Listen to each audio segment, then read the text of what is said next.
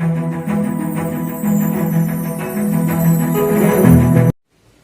Hello everyone, आज हम देखने वाले हैं design of short axially loaded column के बारे में। उसके डिजाइन किस तरह से हो जाती है, उसमें साइजेस जो है, कॉलम का साइज किस तरह से निकाला जाता है, उसके अंदर का स्टील जो है वो कितना प्रोवाइड करते हैं, कितने एमएम का बार, कितने नंबर ऑफ बार्स प्रोवाइड करेंगे, उसके बाद उसकी जो लिंक्स रहेंगी या लैटरल एनफोर्समेंट रहेंगी, उसका डिजाइन हम किस तरह से निकालते हैं, उसका डायमीटर क्या होना चाहिए, इस बारे में इस वीडियो में हम देखने वाले हैं। तो इसके प्रीवियस वीडियो में हमने पढ़ा था कि रेनफोर्समेंट डिटेलिंग जो होती है वो कॉलम की किस तरह से की जाती है, उसमें मेन रेनफोर्समेंट, लैटरल रेनफोर्समेंट किस तरह से प्रोवाइड किया जाता है, उसके डायमीटर और उसके जो स्पेसिंग होती है वो कितनी होनी चाहिए। इसी के साथ साथ हमने मैक्सिमम जो परसेंटेज ऑफ स्टील है, मिनिमम परसेंटेज ऑफ स्टील है, वो कितना रहना चाहिए उसके बारे में भी हमने देखा था। उसके कवर के बारे में, slenderness ratio, effective length and उसकी इसेंट्रिसिटी के बारे में भी हमने देखा था। उसके कुछ आईएस स्पेसिफिकेशन और प्रोविजंस जो थे उसके बारे में भी हमने पढ़ लिया था। तो इसके आगे हम पढ़ने वाले हैं अभी डिजाइन का। तो न्यूमेरिकल स्टार्ट करते हैं। तो हमारे स्क्रीन पे फर्स्ट न्यूमेरिकल है हमारा, design A short RCC column to carry N axial load of 1600 kilonewton. It is 4 meter long, effectively held in position and resists against rotation at both ends. Use M20 concrete and Fe415 of the steel. तो start करते हैं। हमारा first जो रहेगा वो रहेगा given data. तो given data से हमने स्टार्ट किया है। गिवन डेटा में क्या क्या है, तो हमें लोड गिवन है, जो लोड है 1600 किलो न्यूटन, देन लेंथ हमें गिवन है 4 मीटर, देन M20 कंक्रीट और Fe415 स्टील बोला है, इसलिए M20 दैट इज FCK हुआ 20 न्यूटन पर mm स्क्वायर और Fy दैट इज 415 न्यूटन पर mm स्क्वायर, ये हुआ ग्रेड ऑफ स्टील के बारे में। तो इस तरह से हमें ये गिवन डेटा था। अब हम स्टार्ट करते हैं उसका डिजाइन। हमें शॉर्ट एक्सिली लोडेड कॉलम को डिजाइन करना है, उसके साइजेस फाइंड आउट करने हैं। सो देयरफॉर द फर्स्ट है हमारा, तो फर्स्ट है दैट इज फैक्टर्ड लोड। अब हम फैक्टर्ड लोड क्यों निकाल रहे हैं इसके बारे में भी देख लीजिए आप। सो बेसिकली एलएसएम में क्या होता है कि वर्किंग लोड को हम 1.5 से, that is factor of safety से जो है वो मल्टीप्लाइड करते हैं। तो इसीलिए हमारा जो रहेगा फैक्टर्ड लोड, हम इसको डिनोट करते हैं PU से, ये रहेगा load into factor of safety जो कि 1.5 रहता है। सो देयरफॉर लोड है हमारे पास 1600 इंटू 1.5, देयरफॉर फैक्टर्ड लोड हुआ 2400 किलो न्यूटन। इसको अगर हम न्यूटन में देखना चाहे तो दैट इज 2400 इंटू 10⁻³ न्यूटन। तो ये हमारा फैक्टर्ड लोड आ गया। देन सेकेंड जो स्टेप रहेगी वो रहेगी that is effective length of column. Effective length of column. So effective length of column को किस तरह से फाइंड आउट किया जाता है, तो इसके लिए कुछ कंडीशंस गिवन है। जैसे कि हमारे न्यूमेरिकल में कंडीशंस गिवन है that is effectively held in position, effectively held in position and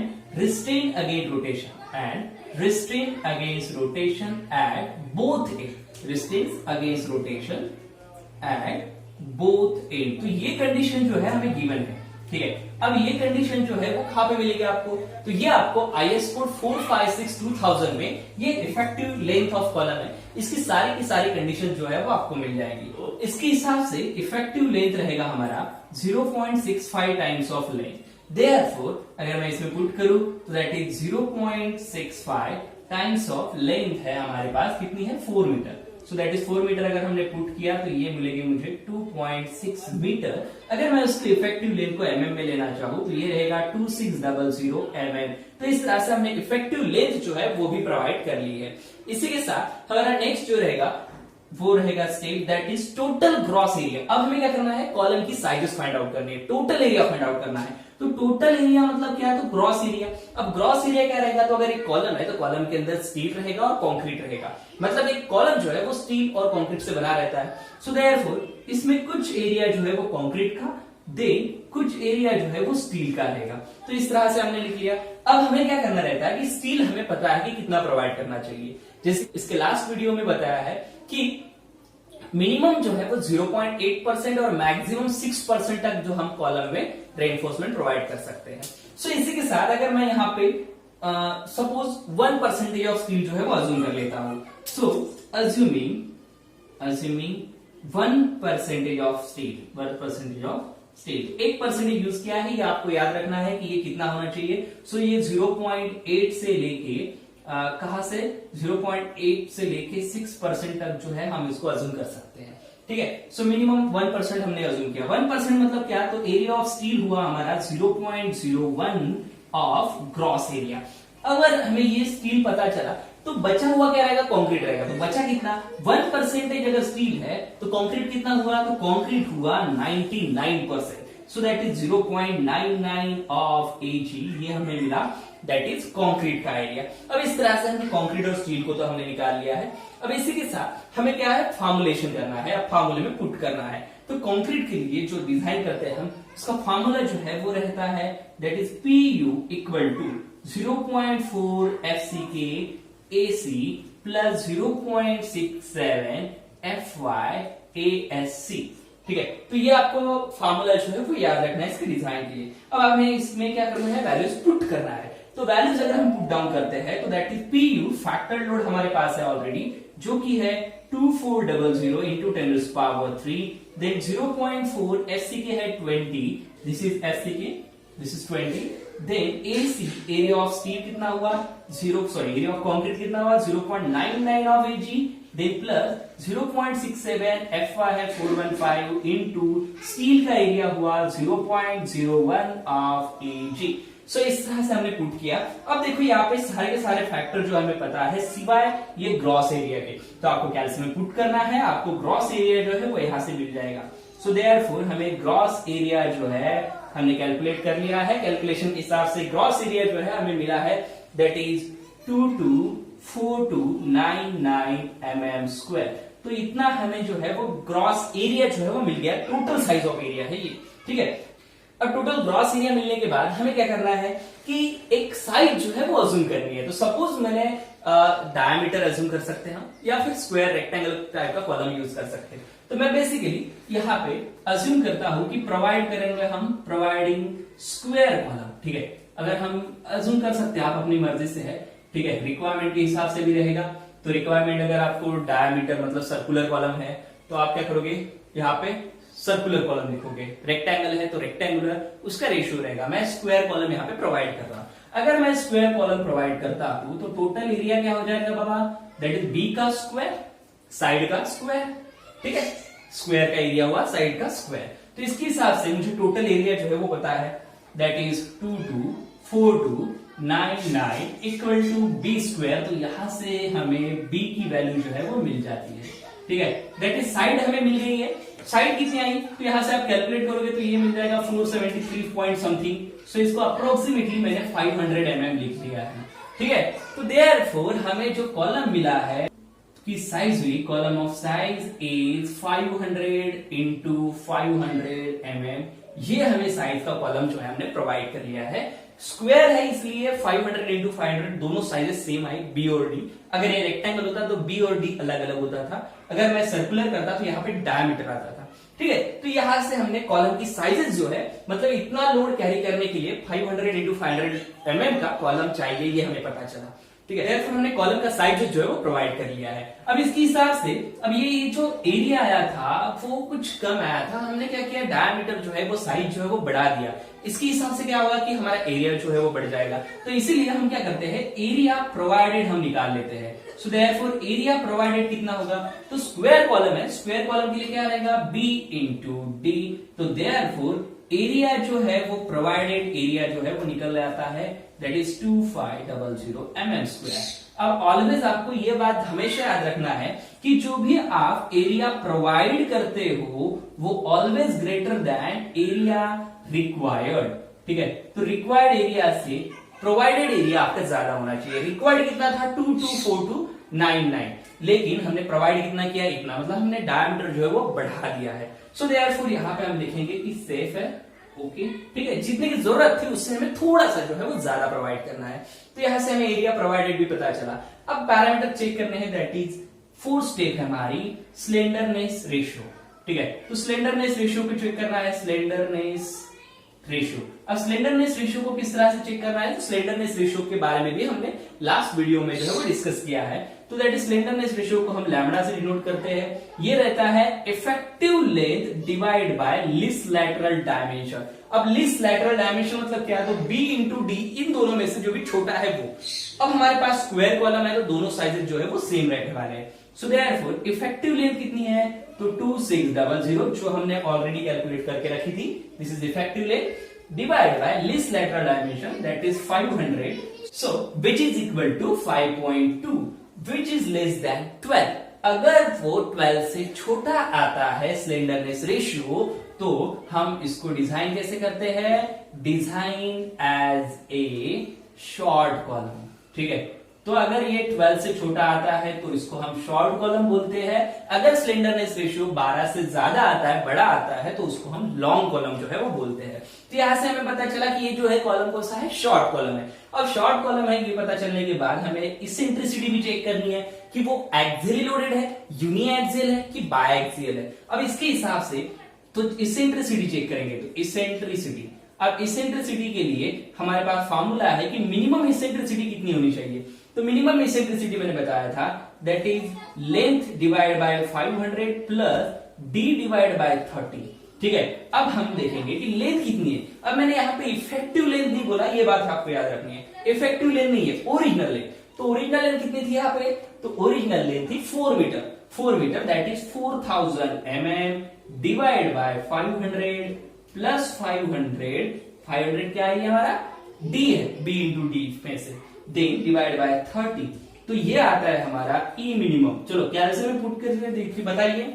तो कैलकुलेटर में पुट करेंगे तो ई मिनिमम हमें मिला है 24.67 mm जो है वो हमें क्या मिला है, मिनिमम इसेंट्रिसिटी ऑफ मिला है। ठीक है, अब मिनिमम इसेंट्रिसिटी मिला है तो इसका चेक रहता है, आपको वो चेक से इसको सेटिस्फाइड करना है। सो इसको देखते हैं, तो इसको हमें क्या करना है, मिनिमम इसेंट्रिसिटी के साथ चेक करना है। तो देयरफॉर हमारे ये मिनिमम इसेंट्रिसिटी कितनी होनी चाहिए, तो minimum eccentricity should be less than 0.05 times of D, ये होना चाहिए मिनिमम इसेंट्रिसिटी। अब चेक करते हैं कि मिनिमम इसेंट्रिसिटी कितनी है, 24.67 and which is less than आता है क्या, 0.05 times of D, D is 500, therefore this is 24.67 and this is less, that is 25। So therefore eccentricity यहाँ पे आई है 25 mm एंड लेस है, तो देयरफॉर ये हमारा चेक जो है वो सेटिस्फाइड हुआ है।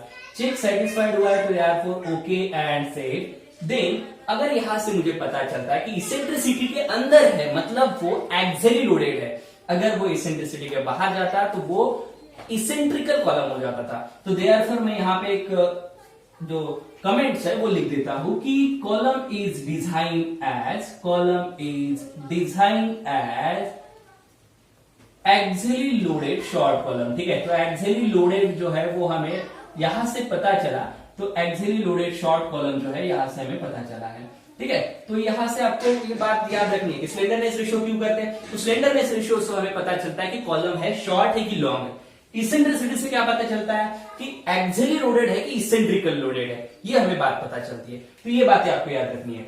देन नेक्स्ट जो हमारा नेक्स्ट क्या है, तो next is step number 6 is area of the steel. So area of steel जो है हमें फाइंड आउट करना है। अब एरिया ऑफ स्टील कैसे फाइंड आउट करेंगे, तो जो हमारे पास फॉर्मूला था दैट इज हमारे पास, तो हमने क्या किया था कि टोटल ग्रॉस एरिया हमें पता है, तो हमने बोला था कि एरिया ऑफ स्टील कितना रहता है 0.01%, दैट इज एजी, मतलब ग्रॉस एरिया के 1%, that is 0.01 of AG gross area. So therefore हमें इसमें पुट करना है 0.01 into AG, AG is a gross area. तो एरिया कौन सा लेंगे आप, तो एरिया प्रोवाइडेड वाला लेंगे हम। तो प्रोवाइडेड वाला एरिया कितना है, तो प्रोवाइडेड वाला एरिया है 2500। ठीक है, सो इतना एरिया है। तो देयरफॉर एरिया ऑफ स्टील कितना आया है, तो एरिया ऑफ स्टील हमारे पास आया है 2500 mm²। ठीक है, अगर इतना आया है mm² एरिया, अब हमें क्या करना है कि डायमीटर जो करना है। तो हमें ये भी मैंने लास्ट वीडियो में बताया था कि कॉलम में मैक्सिमम और मिनिमम साइज ऑफ जो रेनफोर्समेंट है वो कितना यूज करते हैं। सो बेसिकली हम यहाँ पे प्रोवाइड करते हैं, providing 20 mm of fibre, 20 mm fibre, मतलब हमने 20 mm का बार जो है वो यूज करने वाले हैं। अगर हम 20 mm का बार यूज करते हैं तो देयरफॉर नंबर ऑफ बार हमें निकालने पड़ेंगे। सो नंबर ऑफ बार कैसे निकालोगे, तो number of bar is total area divide by area of one bar. So total area है हमारे पास that is 2500 divide by area of 1 bar कैसे निकालोगे, पाई बाय 4 इंटू 20 का स्क्वायर। हमने 20 mm का बार यूज किया इसलिए पाई बाय 4 इंटू 20 का स्क्वायर, ये एक बार का एरिया हुआ। सो देयरफॉर अगर आप इसमें पुट करते हो तो आपको ये मिलेगा 7.9, दैट इज अप्रोक्सीमेटली कितने रे बाबा, 8 बार। तो आपने क्या किया कि मेन स्टील जो है लैटरल जो आपके वर्टिकल प्रोवाइड होंगे, सो आप यहां पे लिखते हो कि प्रोवाइडिंग 8 बार ऑफ कितने 20 mm 5, ठीक है। तो 20 mm डायमीटर के आप 8 बार जो है उसमें यूज करने वाले हो। तो ये तो वही मेन स्टील की बात। अब हमें देखना है कि जो उसकी लिंक्स रहेंगी, टाई बार रहेंगे, वो कैसे प्रोवाइड करते हैं। नेक्स्ट प्रोविजन हमारा lateral steel. Therefore 70 lateral steel या लैटरल रेनफोर्समेंट जो है वो कैसे प्रोवाइड करते हैं। सो लैटरल रेनफोर्समेंट इसी को हम टाई बार या फिर लिंक्स भी बोला जाता है, जो ऐसे आपको प्रोवाइड करते हैं ना। तो सपोज ये कॉलम है तो इसके अंदर जो ये लिंक्स रहेगी जो आपको मेन रेनफोर्समेंट को पकड़ के रहेंगी, इसे हमें डिजाइन करना है, ठीक है। अब इसको डिजाइन करने के लिए इसकी प्रोविजंस क्या है, तो फर्स्ट ऑफ ऑल इसका जो डायमीटर है, diameter should not be less than, तो इसका डायमीटर कितना होना चाहिए। तो डायमीटर के लिए इसके दो प्रोविजंस है। एक तो है 1/4 टाइम्स ऑफ मेन डायमीटर, ठीक है, 1/4 मेन डायमीटर। तो मेन डायमीटर का देखिए, तो मेन डायमीटर आपने कितना प्रोवाइड किया, मेन बार आपने प्रोवाइड किया 20 mm का, सो देयरफॉर 20 mm, सो ये कितना आया 5 mm। देन इसका सेकंड प्रोविजन क्या है 6 mm।